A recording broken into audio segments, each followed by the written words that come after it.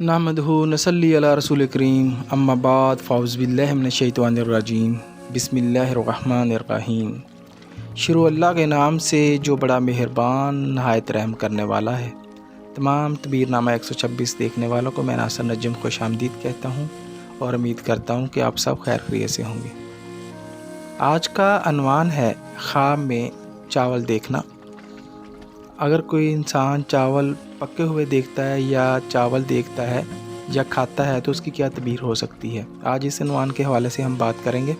इससे पहले कि हम इस अनवान के हवाले से बात करें, आप लोगों से गुजारिश है कि मेरे चैनल को सब्सक्राइब कर दें, वीडियो को लाइक और शेयर कर दें और बेल आइकन को प्रेस कर दें ताकि हर वीडियो आप तक पहुंच सके। तो चलते हैं आज के अनवान की तरफ। आज का अनवान है ख्वाब में चावल देखने की तबीरें।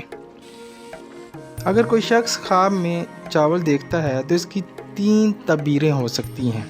अव्वल, माल और दौलत की निशानी हो सकती है। दोम, मुराद हासिल होने की निशानी हो सकती है। 3, खैर व बरकत और मुनाफा की निशानी हो सकती है। अगर कोई शख्स ख्वाब में चावल खाते देखता है तो उसकी क्या तबीर हो सकती है। अगर कोई शख्स ख्वाब में देखे पके हुए चावल खाता है तो दलील है कि मुराद पूरी होगी और खैर नेकी पहुँचेगी। अगर देखे कि पुलाव खाया है तो ज़्यादा बेहतरी और नेकी की दलील है। और दूध चावल का खाना नहायत ही बेहतर है। और देखे कि दही चावल खाता है तो इससे गम की दलील है। अपना ढेर सारा ख्याल रखिएगा। अगर आपको ये वीडियो पसंद आई हो तो मेरे चैनल को ज़रूर सब्सक्राइब कीजिएगा। अल्लाह हाफिज़।